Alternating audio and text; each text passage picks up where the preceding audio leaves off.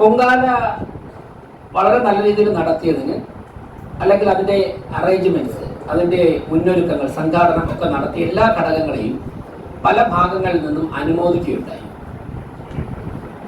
അതിൽ പ്രധാനമായും അതിൻ്റെ തയ്യാറെടുപ്പുകൾ നടത്തുന്നതിൽ കോർപ്പറേഷന് ഒരു പങ്കുണ്ട്. അത് ഇപ്പോൾ മാത്രമല്ല, വർഷങ്ങളായി ജനത്തിരക്ക് കൂടുന്നതനുസരിച്ച് കോർപ്പറേഷന് അതിൻ്റെ ഉത്തരവാദിത്വം കൂടും. അതോടൊപ്പം തന്നെ ഏറ്റവും നല്ല സുദൃഢമായ സേവനം വഹിക്കുന്ന ഒരു വകുപ്പാണ് പോലീസ്. യാതൊരു പരാതിക്ക് ഇടവരാതെ പോലീസ് സംവിധാനം അത് കൃത്യമായിട്ട് നിർവഹിച്ചിട്ടുണ്ട്. അപ്പോൾ അങ്ങനെ കഠിനാധ്വാനം ചെയ്ത മേഖലകളിലൊക്കെയുള്ള സംഘടനകൾക്കും സ്ഥാപനങ്ങൾക്കും ജനങ്ങളുടെ ഭാഗത്തു നിന്ന് വളരെ വലിയ പിന്തുണയാണ് കിട്ടുന്നത്. അത് 1-2 ദിവസം കഴിയുമ്പോഴേക്കും അത് കൂടി വരികയാണ്. ഇന്നലെയൊക്കെ സിനിമ, സാംസ്കാരിക സാഹിത്യ ലോകത്തെന്നുൾപ്പെടെ തിരുവനന്തപുരം കോർപ്പറേഷനെ അഭിനന്ദിച്ചുകൊണ്ടുള്ള കത്തുകളും ടെലിഫോൺ കോളുകളും സാമൂഹ്യ മാധ്യമങ്ങളിലൊക്കെ തന്നെയുള്ള കുറിപ്പുകളൊക്കെ വരികയുണ്ടായി.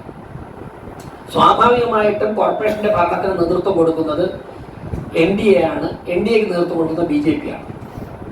അതിൽ അസ്വസ്ഥത പൂണ്ട ചില സോഷ്യൽ മീഡിയ സംഘങ്ങളും അതോടൊപ്പം തന്നെ ചില മുതിർന്ന നേതാക്കന്മാരും തെറ്റായ നിലപാടുകൾ സ്വീകരിച്ചുകൊണ്ട് ആറ്റുകാൽ പൊങ്കാലയുടെ വിജയത്തിന്റെ ശോഭ കെടുത്തുന്ന സമീപനങ്ങൾ എടുക്കുകയാണ്. അത് അങ്ങേറ്റം തന്നെ പ്രതിഷേധാർഹമാണ്. കോർപ്പറേഷന്റെ ഉത്തരവാദിത്വം വളരെ കൃത്യമായിട്ട് വ്യക്തമായിട്ട് ചെയ്തിട്ടുണ്ട്. അതിൽ എല്ലാവരും സഹകരിച്ചിട്ടുണ്ട്. സഹകരിച്ചവരൊക്കെ തന്നെ നന്ദിയും രേഖപ്പെടുത്തി.